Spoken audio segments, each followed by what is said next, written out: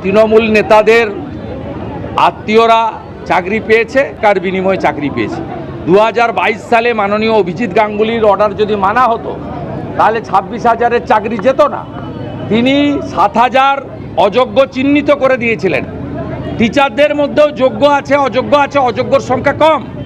নন টিচিংয়ের মধ্যেও যে 4,000, 2,400 আছে যোগ্য, আমরা জানি 1,600 অযোগ্য। কিন্তু আজকে পুরো 26,000-কে পথে বসালো মমতা ব্যানার্জি। সেদিন 22 সালে যদি অভিজিৎ গাঙ্গুলির জাজমেন্ট মেনে নিত তাহলে আজকে 19,000 যোগ্য শিক্ষক শিক্ষাকর্মী, যাদের পরিবার তৈরি হয়েছে, স্ত্রী আছে, বাচ্চা আছে, বৃদ্ধ বাবা মা আছে, তারা 10 বছর শিক্ষকতার পরেও তাদের গায়ে চুয়ারের স্ট্যাম্প লাগলো। এর থেকে বড় অপমান, শুধু অর্থনৈতিক অপমান নয়, সামাজিক অপমান আর কিছু হতে পারে না।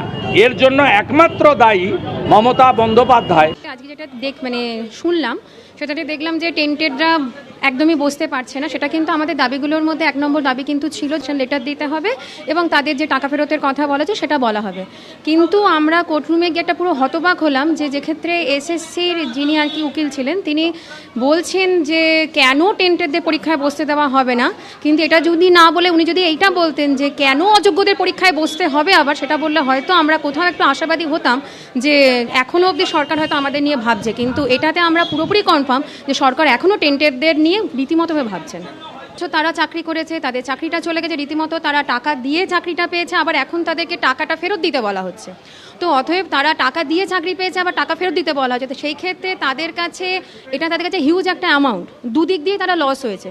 তো এই ক্ষেত্রে সরকারের হয়তো কোথাও একটা ভীতি তারা পাচ্ছে যে যদি কারোর নাম যদি প্রকাশ্যে চলে আসে যে কাদের কাছে টাকা দেওয়া হয়েছে বা কোন কোন মন্ত্রী এর সাথে জড়িত, সেই জন্য তাদেরকে বাঁচানোর চেষ্টা কিন্তু আপ্রাণ আজও করা হচ্ছে।